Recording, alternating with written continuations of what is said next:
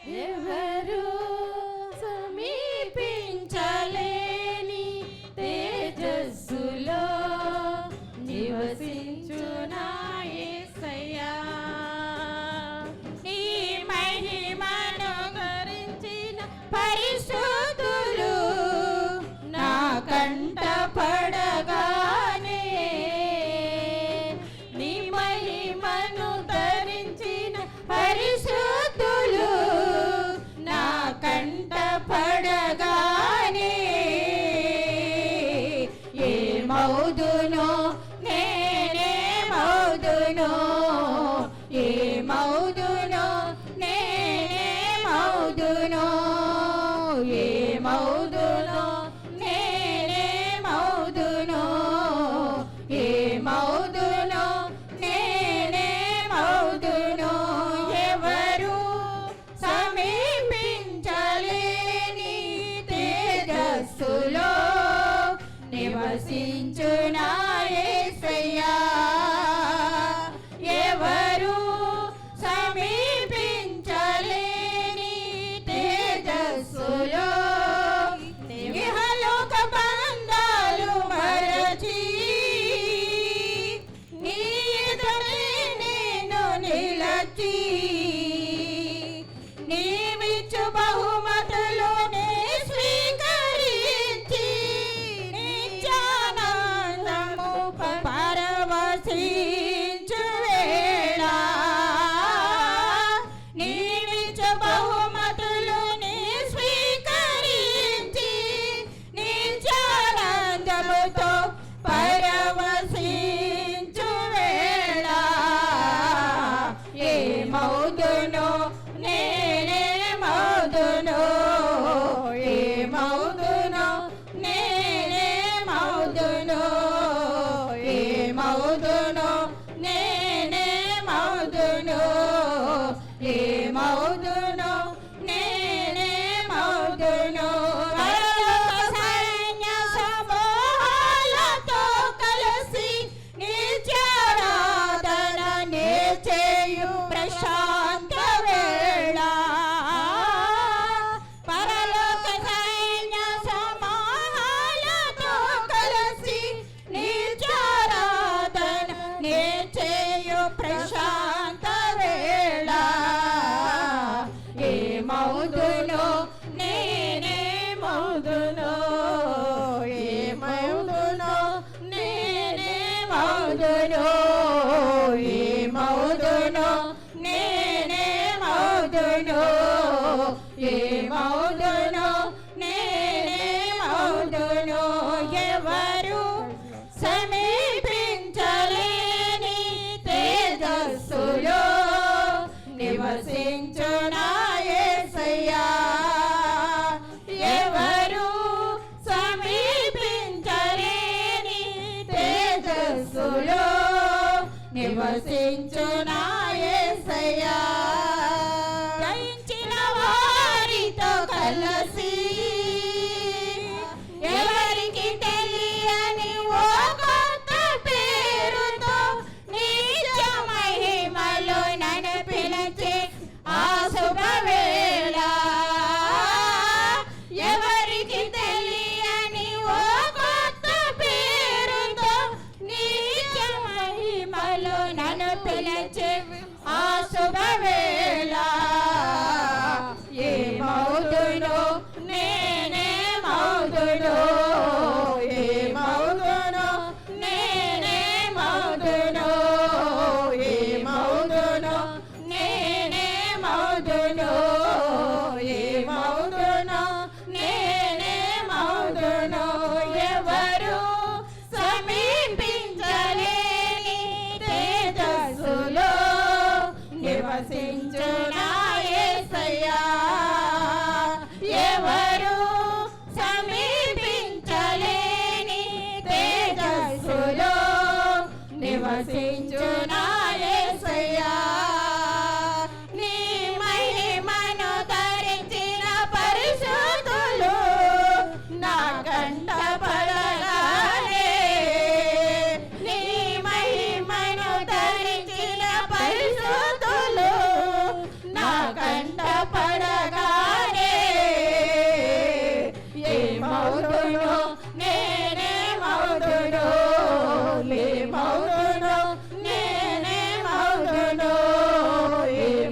ఏమవుదును నేనేమవుదును ఏమవుదును నేనేమవుదును. వాక్యంలోకి వెళ్తున్నాను. దయచేసి జాగ్రత్తగా అందరూ వాక్యం వినాలని ప్రభు పేట నేను మనవి చేస్తున్నాను. సహోదరులారా, బయట కూర్చున్న దేవుని పిల్లలారా, టీవీ దగ్గర కూర్చున్న దేవుని బిడ్డలారా, మీ అందరి కొరకు నేను ఈ వాక్యాన్ని అందించుతున్నాను. దూరా నుంచి దగ్గర నుంచి మీరు ఎక్కడెక్కడో కూర్చొని వాక్యం వింటున్నారు, మంచిది. దేవుడి మిమ్మల్ని దీవించును గాక. ఒకవేళ మీకు ఏదైనా అవసరం ఉంటే మాకు రాయండి, మేము మీకోసం ప్రత్యేకంగా ప్రార్థన చేస్తాము. దేవుని స్తోత్రం. దేవుని వాక్యములోంచి గలతీయులకు రాసిన పత్రిక అండి, 6వ అధ్యాయము 6వ వచనం. దయచేసి ఆలోచించండి. వాక్యోపదేశం పొందువాడు ఉపదేశించు వానికి మంచి పదార్థములన్నిటిలో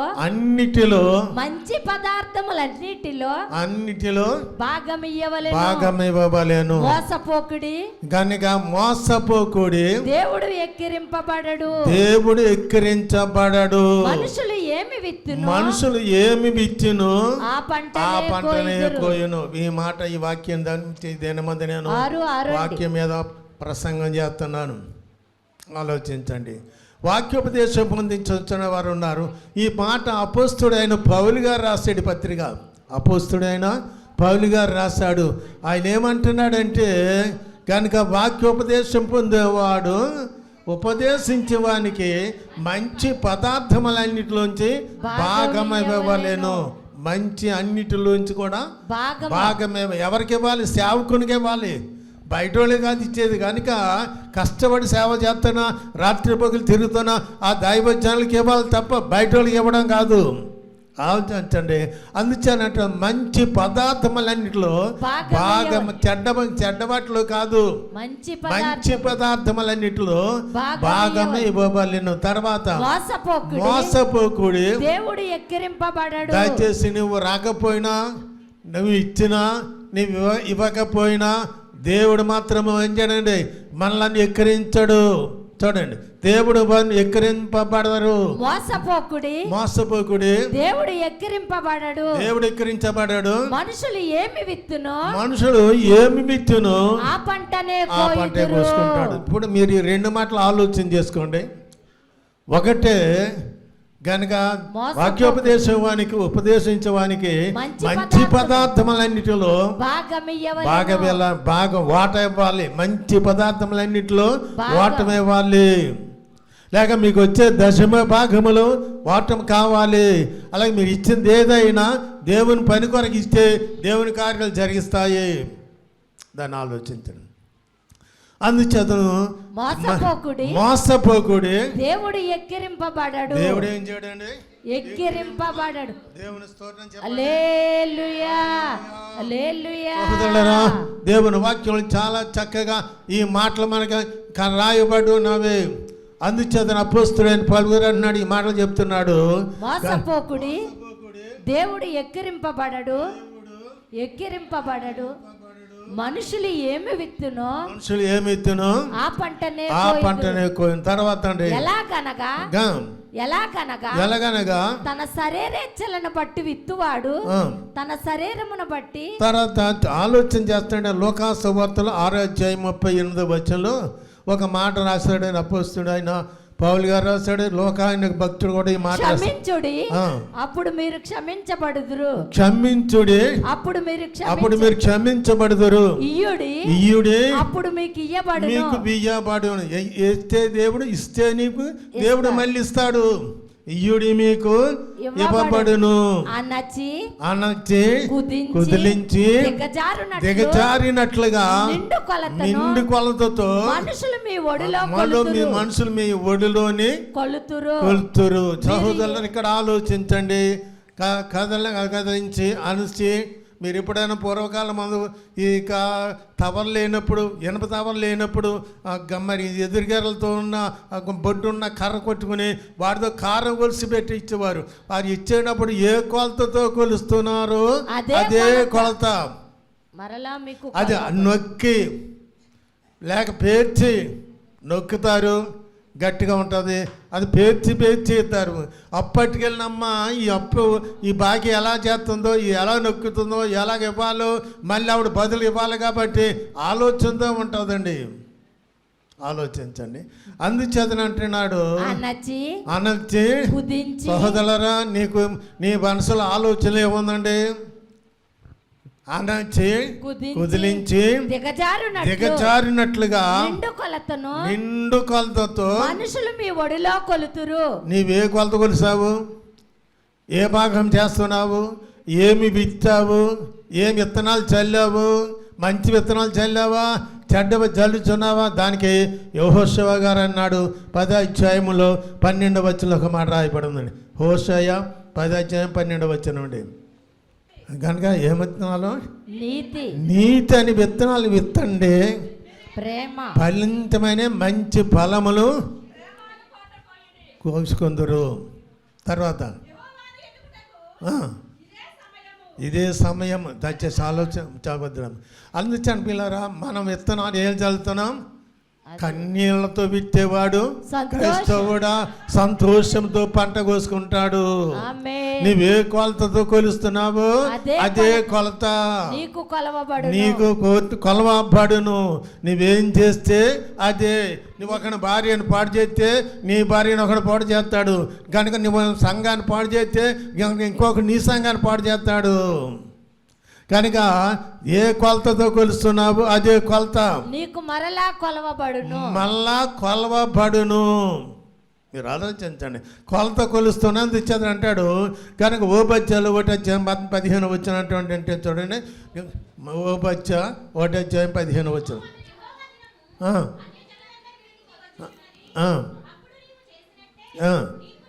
అప్పుడు ఎలాగా? నీకు చేసినట్లే, నీవు చేసినట్లే నీకు చేయబడును. దేవుని స్తోత్రం, హల్లెలూయా. సహోదరులారా, ఈరోజు మీ అత్తగారిని సరిగా చూస్తే రేపొద్దున నువ్వు కూడా ఆ కోడలు వస్తుంది కనుక అత్తగారు అవుతావు కనుక ఆవిడకి సరిగా చూస్తుంది. ఈ రోజుల్లో కోడలు నువ్వు చూడకపోతే, లేక అత్తగారిని చూడకపోతే, మాంగారిని చూడకపోతే నీకు రేపొద్దున అదే గత వస్తుంది. ఆలోచన. రావులపల్లి చాలా బొట్టలు ఉంటాయి, జాంకాయ బొట్టలు, సీతాఫల బొట్టలు ఉంటాయి. ఆ బొట్టలు నిండా పిలిచేసి కనుక తెస్తారు మన దగ్గరికి. ఎంతండి, ఎంత అంటే ఎంత అని చెప్తారు. కారణం ఏంటంటే బొట్ట నిండా కాయలు ఉన్నట్టుగా ఉంటాయి, కానీ లోపలంతా గడ్డి.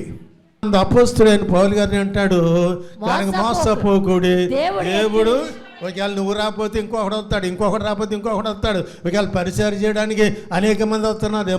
ప్రసాద్ గారి కుర్రలు వచ్చి గుర్చులన్నీ ఆ గదిలో తెచ్చి ఎక్కడ వేశారు, కుర్రలని చేశారు.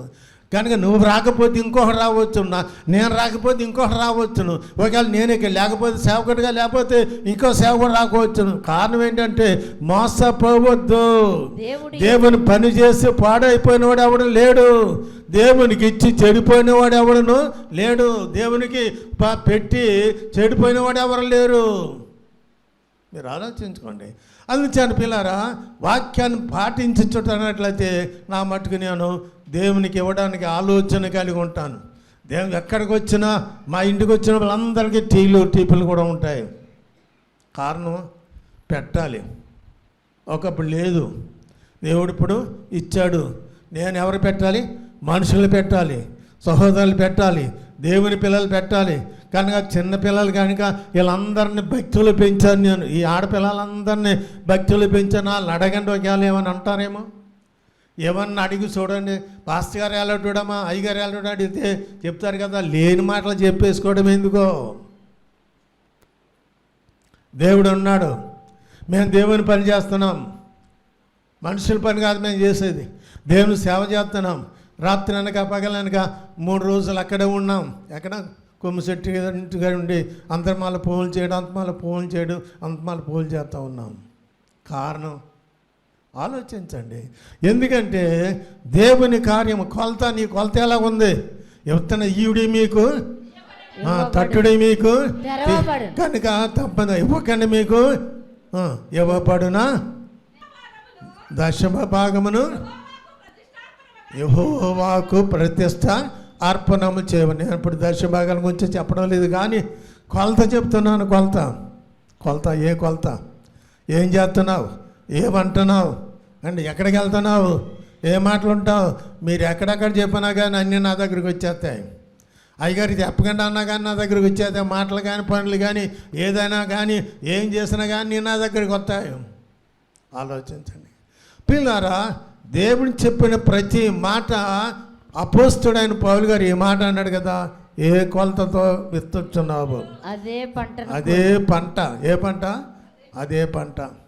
అదే పంట కోసుకుంటావా అని దేవుని వాక్యంలో రాయబడి. తోడు ఇంకొక మాట రాయబడింది యోబు గ్రంథంలోని 4వ అధ్యాయము 18వ వచనం అండి.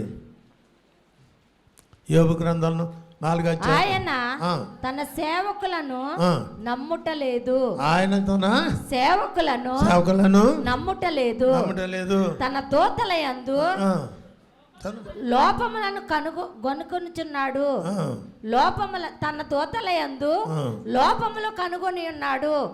జిగట మట్టి ఇంటిలో నివసించు వారి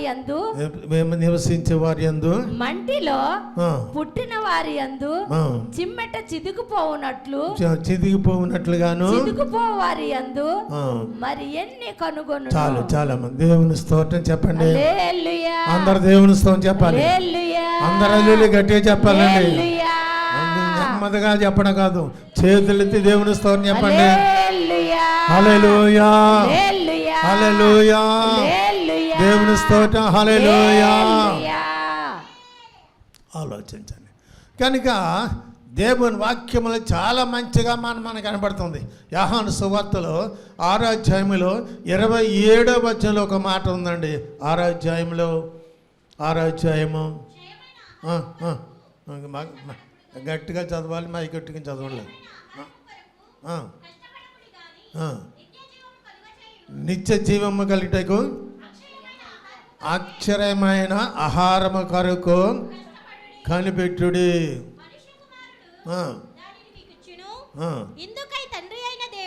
తండ్రి అయిన దేవుడు ఆయనకు ముద్ర వేసి ఉన్నాడని చెప్పాను.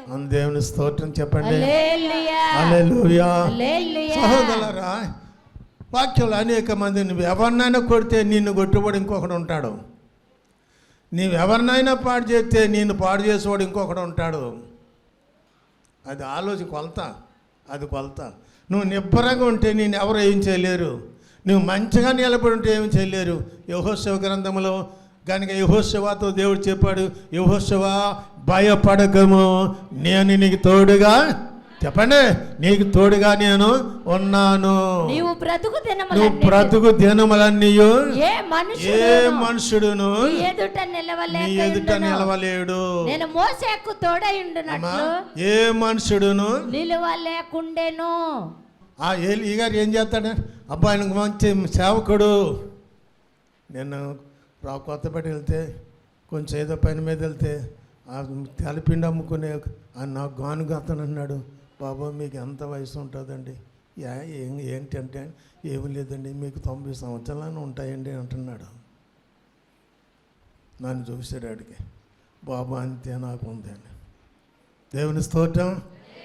మీ అందరి ప్రార్థనలు బట్టి, పిల్లల ప్రార్థన బట్టి, పెద్దల ప్రార్థన బట్టి, కానీ సేవకుని కొరకు మీరు అందరూ చేసిన ప్రార్థన, మా తల్లిదండ్రులు కన్నీరు కాల్చి ఏడ్చి ప్రార్థన చేశారు. ప్రభు, నేను సేవ కొరకు బిడ్డనిచ్చాను, మా బిడ్డని వాడుకో, సేవ కొరకు వాడుకొని ఆయన మా తండ్రి మా తల్లి ఏడ్చేటప్పుడు నేను గుమ్మకాడు ఉండిపోయాను, లోపలికి వెళ్ళేవాడు కాదు. దేవుని కృపను బట్టి అందరూ చేసిన ప్రార్థన బట్టి ఇప్పటిదాకా ఇలాగా ఉండి నిలబడి వాక్యం చెప్పడానికి దేవుడు నన్ను కాపాడుచున్నాడు. ఆలోచన. అందుచేత పిల్లారా, నాకు చాలా మాటలు జ్ఞాపకంలోకి వస్తూ ఉంటాయి. అందుచేత ఇంకొక మాట చూడండి, న్యాయాధిపతులు 1వ అధ్యాయము 6వ వచనం. న్యాయాధిపతులు అదోని బెజెకు పారిపోగా వారు అతని తరిమి పట్టుకొని అతని కాళ్ళు చేతులు బ్రొటన వేలు. ఈడేం చేశాడంటే 70 మంది రాజులను బొటన వేలని తీయించేశాడు. అలాగే ఈ బొటన వేలు తీసేస్తే తినడానికి ఏమీ లేదు కనుక ఎలాగ చేతుల మీద ఏం చేసేవారు నాలో, అందుకు ఏడ్చు తినేవారు పాపం. అయితే ఆ 70 మంది రాజులను ఆయన ఏళ్ళు తెగ్గొట్టాడు. కాళ్ళు చేతుల బ్రొటన వేలును కోసివేసి బొట్టల వేలు కోసివేసేవాడు. అప్పుడు అదోని బెదెకు తన కాళ్ళు చేతుల బొటన వేలు కోయబడి 70 మంది రాజులు నా భోజనపు బల్ల 70 మంది రాజులు నా భోజనపు బల్ల కాడ మొక్కలు ఏరుకొని ఉన్నారు. నేను చేసినట్లే దేవుడు నాకు ప్రతిఫలం ఇచ్చానని ఇచ్చాడు. అందరి బొట్టలు తీసేస్తాడు ఆయన రాజుని. అయితే ఇప్పుడు ఆయనకి వచ్చింది మరణం. నేను చేసినట్లే దేవుడు నాకు ప్రతిఫలం ఇచ్చును. నేను చేసినట్లే దేవుడు నాకేమంటే ప్రతిఫలం ఇచ్చును. ఆలోచన చేసుకోండి పిల్లారా. శ్రమలు పడ్డాను, కష్టాలు పడ్డాను, బాధలు పడ్డాను, ఇరుకులు పడ్డాను, ఏడ్చాను, కన్నీరు గార్చాను. ఇప్పటికి ఇంకా కన్నీరు గార్చి రాత్రులు ఏడుస్తూనే ఉంటాను, ప్రార్థన చేస్తూనే ఉంటాను. వరుసెట్టి అందరి కొరకు ప్రార్థన చేస్తూ ఉంటాను. కారణం ఏంటంటే మీ అందరి కొరకు ప్రార్థన చేయవలసిన బాధ్యత నాది. మీరందరూ ఆరోగ్యంగా ఉండాలని, మీరు మంచిగా ఉండాలని, సేవలు తోడ్పడాలని, దేవుని పనులు సహాయం చేయాలని మీ అందరి కొరకు మేము చేయవలసింది ఏంటంటే ప్రార్థన. మన జీవితంలో అన్నిటికంటే ప్రాముఖ్యమైనది అంటే ప్రార్థన. ప్రార్థన లేకుండా మనం ఏమి చేయలేము. ప్రార్థన లేకుండా ఏ పని చేయలేము. ప్రార్థన లేకుండా నువ్వు ఎక్కడికైనా వెళ్తే ఆ వేళ గొప్ప తగులుతుంది. ప్రార్థన చేయకుండా వెళ్తే ఏంటంటే గొప్ప తగిలేస్తుంది. అయ్యో ప్రార్థన చేసుకోకుండా వెళ్ళాను. ప్రకటన గ్రంథం 7వ అధ్యాయములో 9వ వచనం మనం చదివితే చాలా చక్కగా అక్కడ కనపడుతుంది. ప్రకటన గ్రంథము 7వ అధ్యాయము పెద్దలలో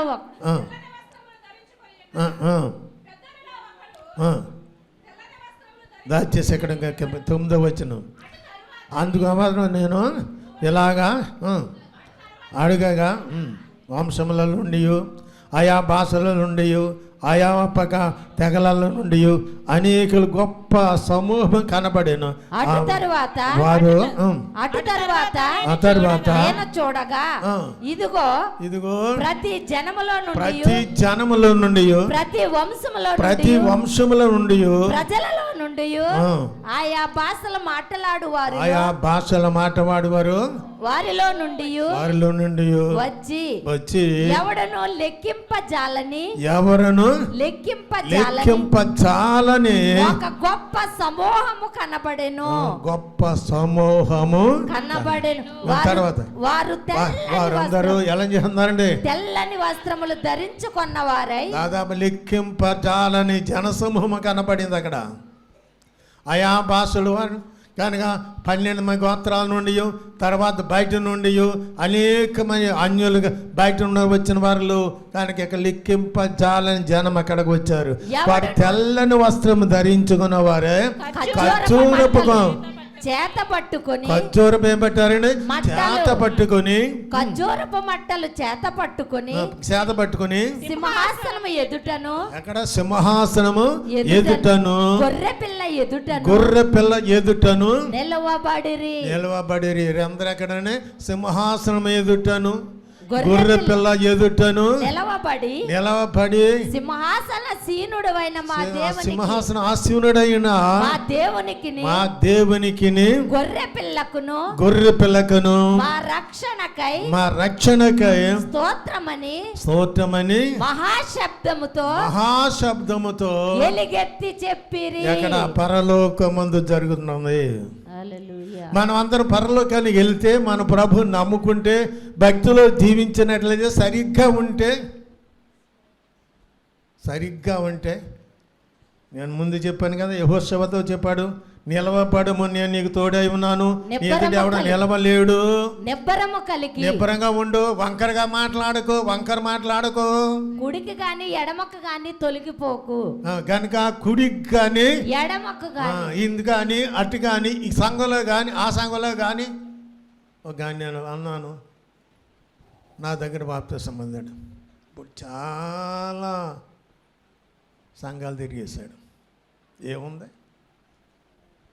నా దగ్గర బాప్తిసం పొందాడు. దాదాపు 10 సంఘాలు 11 సంఘాలు తిరిగేశాడు. అక్కడికి వెళ్ళి తిరిగేస్తున్నాడు. నేను పొద్దున్న అడిగితే చెప్పారు సహోదరులు. అప్పుడు నేను అనుకున్నా, ఒకరోజు చచ్చిపోయినోడి కోసం ఎడతాం, కానీ రోజు చచ్చిపోయినోడికి ఎవడు ఎడతాడు? ఓ రోజు చచ్చిపోయిన విశ్వాస కొరకు మేము కూడా చాలా ప్రయాసపడతాను, ఏడుస్తాను. అయ్యో ఆ సహోదరు లేదు, ఆ విశ్వాసం లేదు, ఆ భక్తులు లేరు కనుక వీళ్ళు లేరు అని నేను ఏడుస్తాను. కొమ్మిశెట్టి ఇంట్లో కూడా కొమ్మిశెట్టి శాంతమ్మ గారి కాలములలో అని వారిని అందరినీ నడిపించింది ఆవిడ పాపం. అలాగనే వారితో పాటు తన కోడలు మనమళ్ళందరినీ నడిపించి వాళ్ళందరూ మన చేతిలో బాప్తిసం పొందారు. వారందరూ మన దగ్గరికి వచ్చేవారు. ఆనపకాయ కూర తిని, ముక్కలు కూర తిని, లేక సారుగా తాగి వారు ఇక్కడ సేవలో తోడ్పడ్డారు మాకు. మరి వాళ్ళ ఆలోచన ఉంది, దేవుని వాక్యాలు నాకు తెలుసు. నేను ఆ సహోదరునికి చెప్తే నాకు చాలా బాధ కలిగింది. అయ్యా మా అత్తగారు చనిపోయారు, ఎక్కడ తణుకులో చనిపోయాడంట. నేనేమనుకుంటా అప్పుడప్పుడు అంటే వాక్యంలో దావీదు కీర్తనలో 90వ కీర్తనలో అంటే ఒక 91వ కీర్తనలో కొనమంటుంది. కనుక చూడండి, అపాయమేది రాదు. రాదమ్మా ఎవరికేమా?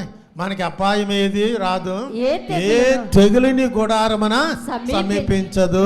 మార్గములన్నిటిలో నిన్ను కాపాడుటకు ఆయన నిన్ను గూర్చి తన దూతలకు ఆజ్ఞాపించుచున్నాడు. నీ పాదములకు రాయి తగలకుండా. మరి ఇప్పుడు వారు నిన్ను ఎలాగెందుకు జరుగుతుంది? రాయి తగిలి పడిపోతున్నారు, బాల్సిన మనసు చచ్చిపోతున్నారు. ఎందుకు జరగాలి? మన దేవుడు గొప్పవాడు కదా. గొప్పవాడే కానీ నా ఆలోచన ఏంటంటే, నియమింపబడిన దినములు ఒకటైనా కాకమునిపే నా దినములన్నీ గ్రంథములో లెక్కించబడెను. రోజుని పలానా ఊరులో తణుకులో ఇలాగా యాక్సిడెంట్ ద్వారా చనిపోతామని రాసి పెట్టాడని నేను అనుకుంటాను. పెద్దలు కూడా చెప్తారు, దేవుడు రాసి పెట్టాడు అంటారు కదా. ఆయన ఇక్కడ చనిపోవడం ఏంటండి? దాన్ని ఇంటికి వెళ్ళాడా? అన్ని విధాలుగా ఉంది కానీ ఆలోచించండి.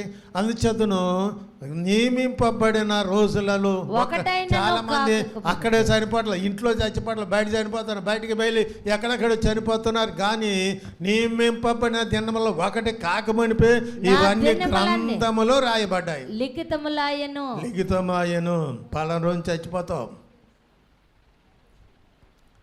అండి. కొంతమంది నేను ఇందాకే చదువును దావీదు కీర్తనలో ఏంటంటే మాట 22వ అధ్యాయం ఆఖరి వచనంలో, ముసలితనమందు వారి ఇంకను సారము కలిగి పచ్చగా ఉందరు అంజూరపు చెట్టు వలె, ఖర్జూరపు చెట్టు వలె కాపు కాయుదురు.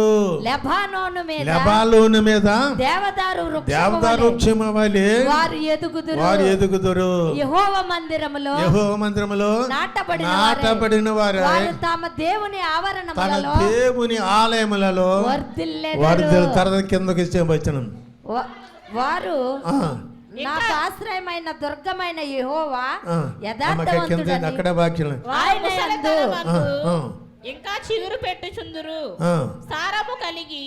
ఏం కలిగి? ముసలితనమందు ఇంకేం చేస్తారమ్మా? చిగురు పట్టెదరు, సారము కలిగి పచ్చగా ముందురు.